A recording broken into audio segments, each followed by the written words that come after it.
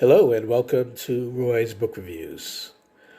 I'm battling a bit of a cold, unfortunately, so my voice may not be up to its usual impeccable standards that you have grown accustomed to, but hopefully I will be able to muster my way through what is going to be my final book review video of 2021. I am filming this on New Year's Eve. Happy New Year to you and yours. I'll probably have to take several drinks of water to make it through this video, but I wanted to share my thoughts on one more book before the calendar year ran out. Last video I did was about a month ago. It was a compilation of 7 books. Usually I put these out every 2 weeks or so, give or take a day. But with the holidays and everything going on, I took a little bit longer of a break than usual before getting to my final video. Today I want to discuss with you The Things They Carried by Tim O'Brien. The Things They Carried is a time capsule filled to the brim with sadness.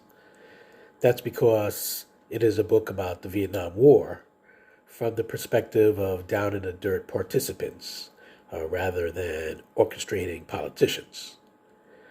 That means The Things They Carried is about bonding with your fellow man and then watching him die before your eyes. It's about surviving to tell a jungle tale. Not so much the true details of what did and didn't happen, but how it felt to know that the next minute might be your last, or the last for the guy sitting next to you. As I read this book, I really felt like I was in the trenches with fellow American soldiers, hoping that I could just make it back to my loved ones somehow, some way. The Things They Carried is about being steeped in mud and surrounded on all sides by death. Some of it brought about by your own hands, and most of it something that you're helpless to stop and so are forced to grow familiar with.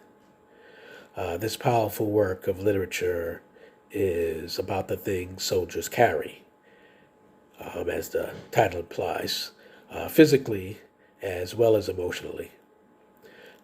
To remind ourselves that a world at peace awaits those lucky enough to make it through hell and return to wherever they came from. Not that home will be what it once was, because war permanently alters everything that it does not completely destroy. Tim O'Brien writes beautifully about awful circumstances and tragic events that are rendered mundane by the repetition of them. His words transport us to a place where too many American men were sent for far too long a period of time to do little more than kill and be killed. A place to hopefully come back from in body, but never quite leave behind in mind and tortured dreams. Some soldiers, such as Tim O'Brien, are able to turn haunting memories of a pointless war into an almost poetic story. The Things They Carried is billed as fiction, but it reads as memoir because it is both and so also neither. Whatever it is, Tim O'Brien committed the words to paper. That is how writers heal themselves. That is how writers educate the rest of us who didn't have to live through it.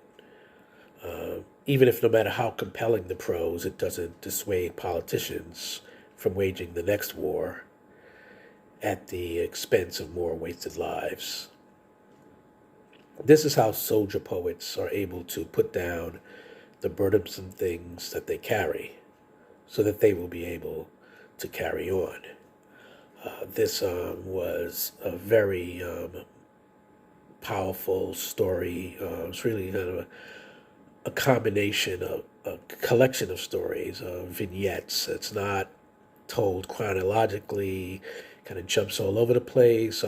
One scene where in the thick of the Battle of Vietnam, and then we go back to when a young man is trying to decide if he should run up to Canada to avoid the war or if he should just follow the demands of the draft board and go and do his duty um, to fight in a war that doesn't really have much meaning, except that America says it is one that must be fought.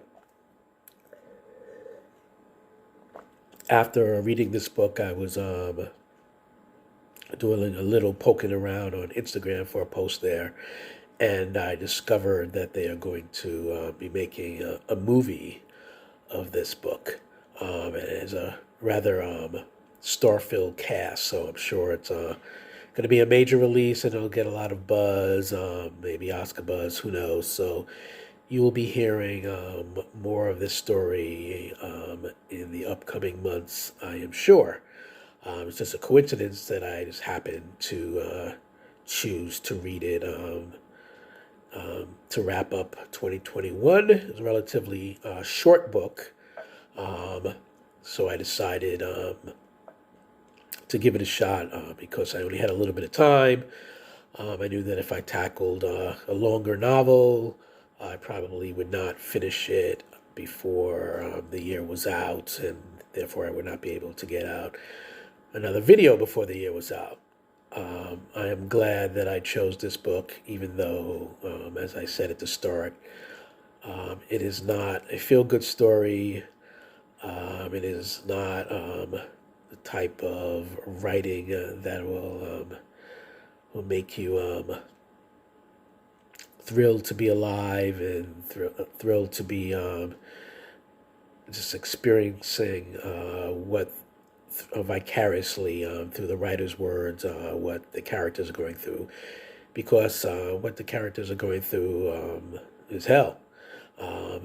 And in between the worst of the moments, there's just a lot of drudgery and a lot of doing what it needs to be done to get from one day to the next. There's also humor, and there's just odd, strange little things that happen because the Vietnam War was a very bizarre set of circumstances for people to find themselves in. It wasn't like other wars, World War One, World War Two, where the clashes were much more blatant cases of good versus evil, and therefore it was more about heroism and the good guys conquering the bad guys and saving the world and making it safe for people to go on and live in freedom. The Vietnam War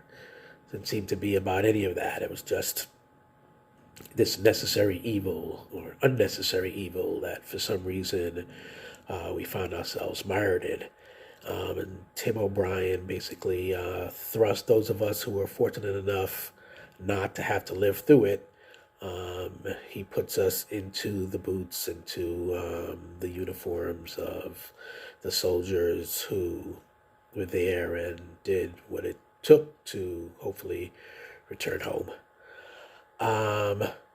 So I am looking forward to the movie because I don't know if it'll do justice to the writing or not, but the attempt should be made. I think this is a powerful story and it deserves to reach as many people as possible. So that is about all I have to say about Tim O'Brien's The Things They Carried. I want to once again wish all of you a happy new year, happy reading. In 2022, I intend to do plenty of reading, plenty of writing of my own works. I am in the process of novel number 3. We're pretty deeply into it. So perhaps it'll be published in 2022, and maybe I will, share some excerpts from it, or we'll see. Um, and maybe I will do some more children's book readings here. I will certainly be adding more reviews of novels and memoirs and biographies and whatever books come across my desk. I just want to say that it has been an honor to be sitting here in front of my phone and sharing my thoughts with those of you who have been kind enough to pop in and check me out on somewhat of a regular basis. I am very appreciative of those of you who have chosen to subscribe to this channel, those of you who have liked my videos.